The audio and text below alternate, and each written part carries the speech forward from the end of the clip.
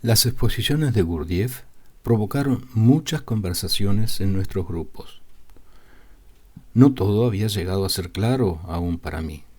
Sin embargo, muchas cosas se habían conectado ya, y de una manera completamente inesperada, a menudo una cosa aclaraba otra que no parecía tener ninguna relación con ella. Ciertas partes del sistema comenzaban a tomar forma vagamente, de la misma manera que una figura o un paisaje aparece poco a poco sobre una placa fotográfica durante su revelado. Pero había todavía muchos lugares en blanco o casi vacíos, y lo que se revelaba era a veces todo lo contrario de lo que yo esperaba. Pero me esforzaba por no llegar a conclusiones y por esperar. A menudo una palabra nueva o que no había anotado antes venía a modificar el cuadro entero y me veía obligado a reconstruir todo. Así tenía que rendirme ante la evidencia. Se necesitaba todavía mucho tiempo antes de que pudiera considerarme capaz de delinear correctamente todo el sistema.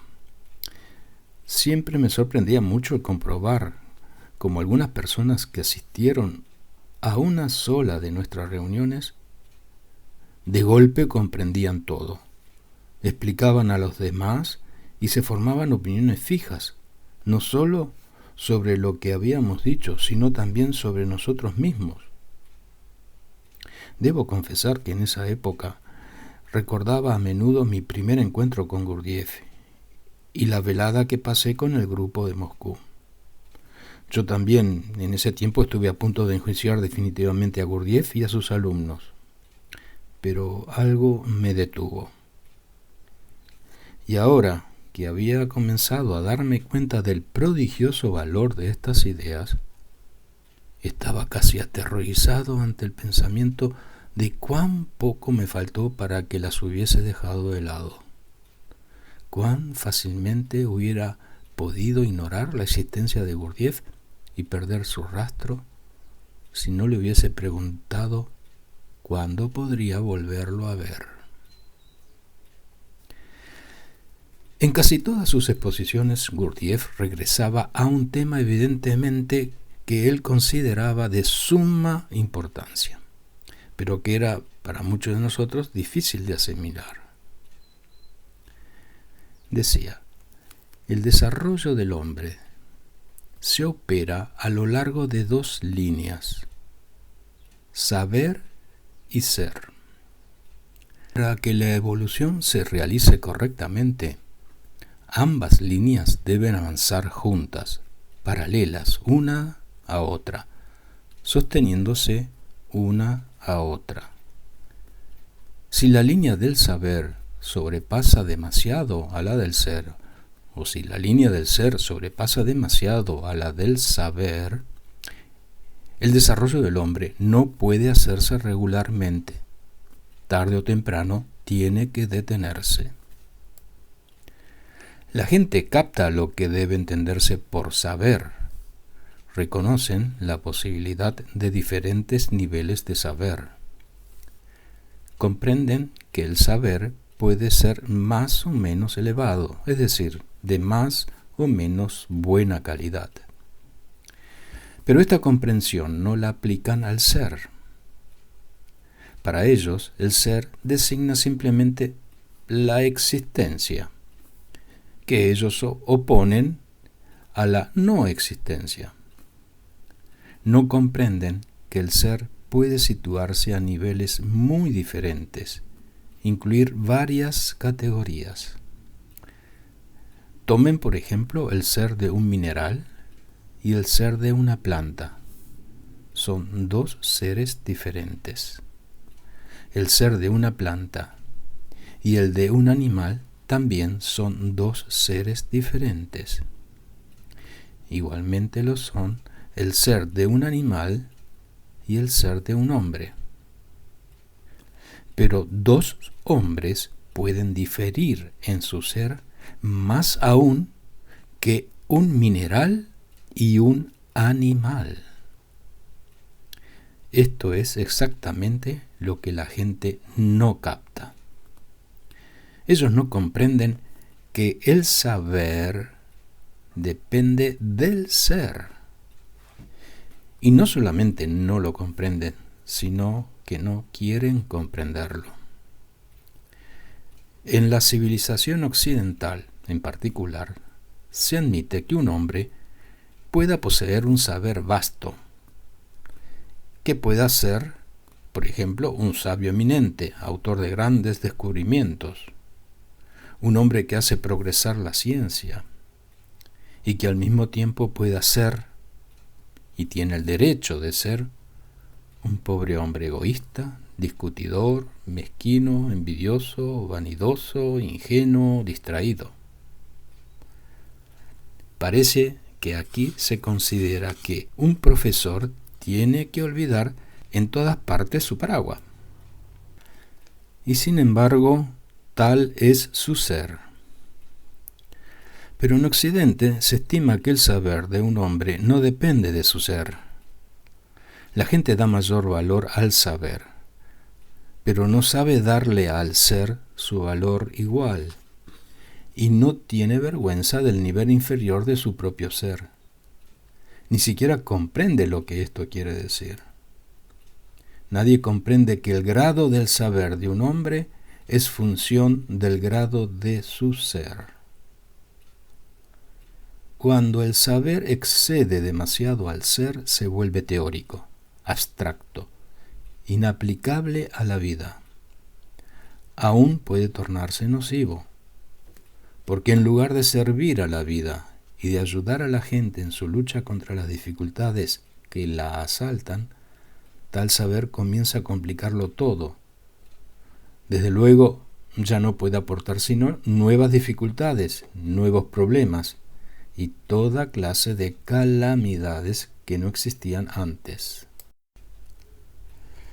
Tal preponderancia del saber sobre el ser puede ser comprobada en la cultura actual. La idea del valor y de la importancia del nivel del ser está completamente olvidada. Y se ha olvidado también que el nivel del saber está determinado por el nivel del ser. De hecho, a cada nivel de ser corresponden ciertas posibilidades de saber bien definidas. Dentro de los límites de un ser dado, la calidad del saber no puede cambiar. Y dentro de estos límites, la única posibilidad de cambio reside en la acumulación de informaciones de una sola y misma naturaleza. Un cambio en la naturaleza del saber es imposible sin un cambio en la naturaleza del ser. Tomado en sí, el ser de un hombre presenta múltiples aspectos. El del hombre moderno se caracteriza sobre todo por la ausencia de unidad en sí mismo y por la ausencia aún de la menor traza de aquellas propiedades que le complace especialmente atribuirse. Por ejemplo, conciencia lúcida, la libre voluntad, un ego permanente o yo permanente, y la capacidad de hacer. Sí, por asombroso que esto les parezca, les diré que el rasgo principal del ser de un hombre moderno, que explica todo lo que le falta, es el sueño. El hombre moderno vive en el sueño. Nacido en el sueño, muere en el sueño. Del sueño, de su significado y de su papel en la vida hablaremos más tarde.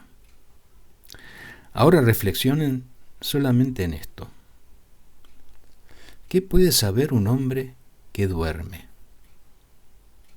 Si ustedes piensan en ello recordando al mismo tiempo que el sueño es el rasgo principal de nuestro ser, no tardará en ser evidente para ustedes que un hombre, si verdaderamente quiere saber, debe reflexionar ante todo en las maneras de despertarse, es decir, de cambiar su ser. El ser exterior del hombre tiene muchos lados diferentes: actividad o pasividad, veracidad o mala fe, sinceridad o falsedad, coraje o cobardía, control de sí mismo o libertinaje, irritabilidad, egoísmo, disposición al sacrificio, orgullo, vanidad, presunción, asiduidad, pereza, sentido moral, depravación. Todos estos rasgos y muchos más componen el ser de un hombre. Pero todo esto en el hombre es enteramente mecánico. Si miente, significa que no puede dejar de mentir. Si dice la verdad, significa que no puede dejar de decir la verdad. Y así es en todo. Todo sucede. Un hombre no puede hacer nada ni interior ni exteriormente. Sin embargo, hay límites. Por regla general, el ser del hombre moderno es de una calidad muy inferior, a veces de una calidad tan inferior que no hay posibilidad de cambio para él. Nunca hay que olvidarlo. Aquellos cuyo ser puede aún cambiar se pueden considerar afortunados. Hay tantos que son definitivamente enfermos, máquinas rotas, con las cuales no se puede hacer nada. Son la mayoría. Pocos son los hombres que pueden recibir el verdadero saber. Si ustedes reflexionan sobre esto, comprenderán por qué no lo pueden los otros. Su ser se opone a ello. En general, el equilibrio del ser y del saber es aún más importante que el desarrollo separado de uno o del otro, porque un desarrollo separado del ser o del saber no es deseable de ninguna manera, aunque este desarrollo unilateral sea precisamente lo que parece atraer de manera especial a la gente. Cuando el saber predomina sobre el ser, el hombre sabe, pero no tiene el poder de hacer. Es un saber inútil. Inversamente, cuando el ser predomina sobre el saber, el hombre tiene el poder de hacer, pero no sabe qué hacer. Así, el ser que él ha adquirido no le puede servir para nada, y todos sus esfuerzos han sido inútiles. En la historia de la humanidad encontramos numerosos ejemplos de civilizaciones enteras que perecieron, ya sea porque su saber sobrepasaba a su ser o porque su ser sobrepasaba a su saber. ¿A qué conduce un desarrollo unilateral del saber o un desarrollo unilateral del ser?, preguntó uno de los asistentes. El desarrollo de la línea del saber sin un desarrollo correspondiente de la línea del ser, respondió Gurdjieff, produce un yogi débil. Quiero decir, un hombre que sabe mucho pero que no puede hacer nada.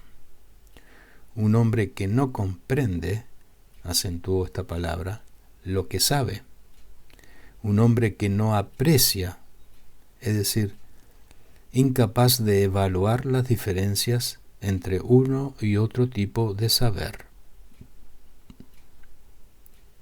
Y el desarrollo de la línea del ser sin un correspondiente desarrollo del saber produce un santo estúpido. Es un hombre que puede hacer mucho, pero no sabe qué hacer, ni siquiera con qué. Y si hace algo, actúa esclavizado por sus sentimientos subjetivos que pueden desviarlo y hacerle cometer graves errores, es decir, de facto, lo contrario de lo que quiere. Por consiguiente, en ambos casos, tanto el yogi débil como el santo estúpido llegan a un punto muerto. Se han vuelto incapaces de todo desarrollo ulterior.